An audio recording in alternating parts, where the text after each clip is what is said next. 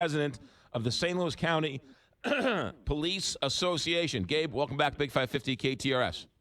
You got it. Thanks for having me on this morning. I appreciate it. Your friend Jeff Rorta has been called out by a couple of people, including Lyda Cruson, to be fired from the police union's board. What's going on? Well, I was alerted to some of this stuff that was going on Friday, and I'll tell you, really, one of the reasons I am, reaching out on something like this, I spent a lot of time looking at it over the weekend, and I was just really troubled by this. I look at it from a 5,000-foot view. I look at it from a 25,000-foot view, and I go, this just isn't right.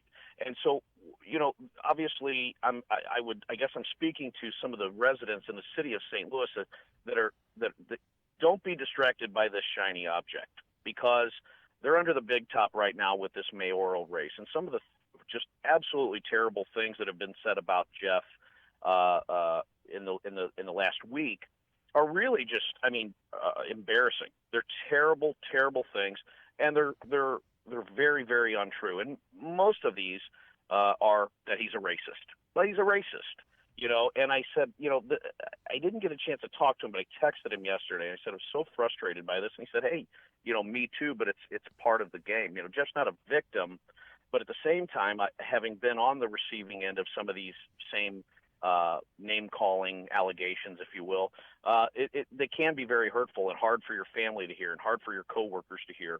And so when I looked into this, I started realizing, my gosh, what just an absolutely organized hit piece by the Post-Dispatch.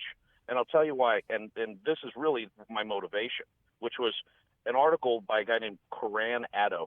I don't know him, and I'm reading it, and it says, Rorta, who was fired by the St. Louis County Police Union. And I go, well, that's not true. That's patently false. That couldn't be more untrue, McGraw. That's not what happened. We had a contract. There were reasons for not extending the contract. And we still talk to Jeff. I still have a friendship with Jeff. There was nothing there, and he wasn't fired. False. But then what I noticed was the Coran Addo article comes out, it's not an article, it's an opinion piece, and then a Tony Messenger article hits, and then the endorsement from the editorial section hits, and all of this, all kind of in a big act of collusion to really impact the mayoral race in St. Louis. And so you see people that really get caught up in the struggles of these campaigns and what I call the big top of, St. Louis politics. It gets nasty, it gets bitter. But I'll tell you this, you're talking about a guy who represents police officers, and that's a very, very tough job to do in today's environment. So Jeff, there's a lot of it. Jeff Rorta is the St. Louis Police Union representative, more or less. He's the business manager for the St. Louis Police Union. And the reason that they do that is it creates a buffer zone between the officers who serve on their executive board and who may be limited in certain capacities to speak publicly, and then and has someone that handles the day-to-day business operations. And he is a bit of a lightning rod. This is a guy who came out and said, Darren Wilson didn't do anything wrong. This is a guy who came out and said, Vondrick Myers didn't have a turkey sandwich, and the officer was justified. Jason Stockley was, cleared by the circuit attorney's office, cleared by the Obama's Department of Justice, by the way, and now 5 years later, charged with first-degree murder. These are serious things. Jeff's brash. He's bold. He's outgoing. We need 20 of them in every state. But the truth of the matter is this has nothing to do with Jeff. This has everything to do with a mayoral race. Yeah. And I think it's important for us police officers to stick together, and former police officers like Jeff to stick together. This is a guy who gets on CNN and battles it out with people. That's fine. I think he likes doing it.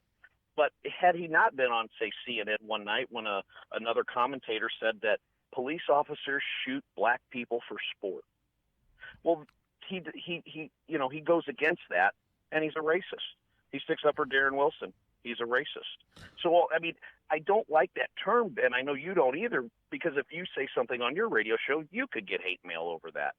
Because it's very simple to just drop to the name calling. Sure, but This let me has ask. Let me nothing ask. to- go ahead. Let Go me ahead. ask you this question because we're short on time. Lyda Cruzen said, "Today I call upon the elected leadership of the St. Louis Police Officers Association to fire Jeff Rorta." She goes on to say in a statement, "When I'm mayor, he will not be welcome in my office." If she ends up being mayor, she's going to have a very contentious relationship with the police officers union representative. I don't think so, because again, public persona is much different than private. You know, I've sat in a room and strategized with Jeff. I know how he works. I know the kind of person he is. But do you blame her for saying it? I mean, what they're doing is they're wrapping, you know, a noose around Jeff's neck and tying him to Lyda Cruzen. That's all this is. It's just St. Louis politics. And again, no surprise, the Post-Dispatch, 2-hit piece, you know, editorials on Friday that have been consistently edited over the weekend. You know, you used to print an editorial and it was printed in the paper. Well, now what you read on Friday isn't what you read on Sunday. Right. And so it's very frustrating for me. And Tony Messenger is a friend of the show for you as well. I just happen to disagree with the methodology of editorials coming out on a Friday. They gestate over the weekend. The editorial staff gets to offer an endorsement of Antonio French. And all of this is going on with those dirty, nasty St. Louis politics. But what I can tell you, I mean, I hate that stuff.